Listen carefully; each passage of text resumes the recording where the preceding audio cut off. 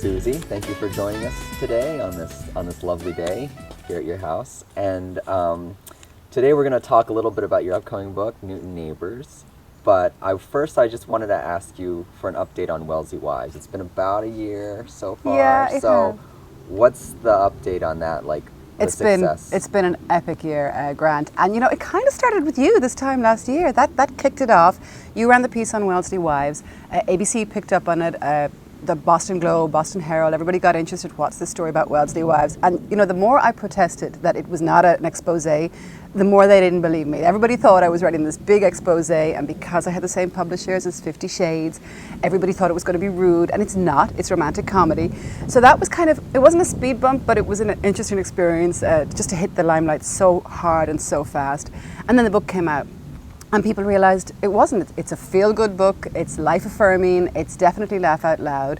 I think you've seen the reviews. They're really all 5 stars on Amazon and Goodreads. So the reception has been amazing. Let's talk a little bit about Newton Neighbors without giving away too much of the plot.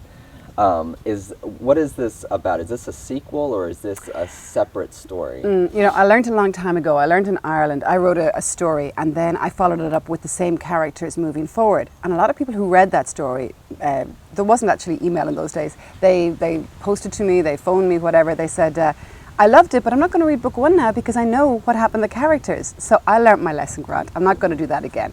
So Newton Neighbors is about the town next door, similar type people. The situation is very, very different. I can fill you in on that. But no, Popsy for the time being, my characters from book 1 are in whatever, sedentary mode for the time being. They're snooze. I will bring them back. My 3rd book is Lincoln Ladies, and one of the characters from Wellesley Wives will turn up in that book. So I don't want somebody who reads book 2 to have no reason to read book 1 because I want everybody to read Suzy Duffy books. So now, give us a bit of an overview of who are the new characters we can look for. I had so much fun with that. I discovered there's a place called Crystal Lake in Newton, and it used to be called Baptist Pond. And before that, it was called Wiswall Pond. Now, it was called Wiswall because a guy called Wiswall owned it. And then they started to do baptisms in it a couple of 100 years later. And so they called it Baptist Pond. And then they changed the name to Crystal Lake or Crystal Pond because they began to sell ice to the Southerners. And the cynical Irish side of me just thought that was so funny. That's like something we do in Ireland. It's all about the marketing. So now you have this place called Crystal Lake, and no one knows about its past of people being dunked in it. And suddenly it becomes a very desirable place to live. So that gave me the idea to create a road which doesn't exist in reality. All the characters are from my imagination. But on this road, Crystal Lake Lane, some people live there almost by accident or by history, and some other people are scrambling to live in it because it's the most desirable place to live in the world, they think. And so there's a lot of comedy there, how crazy women will go to get to live in the right residence. But meanwhile, just like Wellesley Wives, there's a serious undercurrent. One of the women who's there really doesn't want to be there. She wants to be at home. She's a Puerto Rican lady. She misses her home. She misses the support of the family, which is something that a lot of American women can relate to because people move so much in this huge country, So there's a lot of thrills and spills. There's a Botox and Bollinger party that goes catastrophically wrong. So it's another laugh out loud book about the people and the residents of Crystal Lake. Okay. And is there going back and forth between Puerto Rico and Puerto Rico? Because yes. I know, in the last book, it was back and forth between Mexico. Bless you, absolutely. It was Mexico, Ireland, and Puerto Rico. Mexican, Ireland, and Boston in Wellesley Wives. And in Newton Neighbors, it's going to be England. I have a beautiful English girl in the book. English, Puerto Rican, and Newton.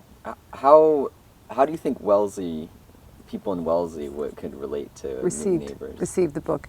They certainly received Wellesley Wives very well.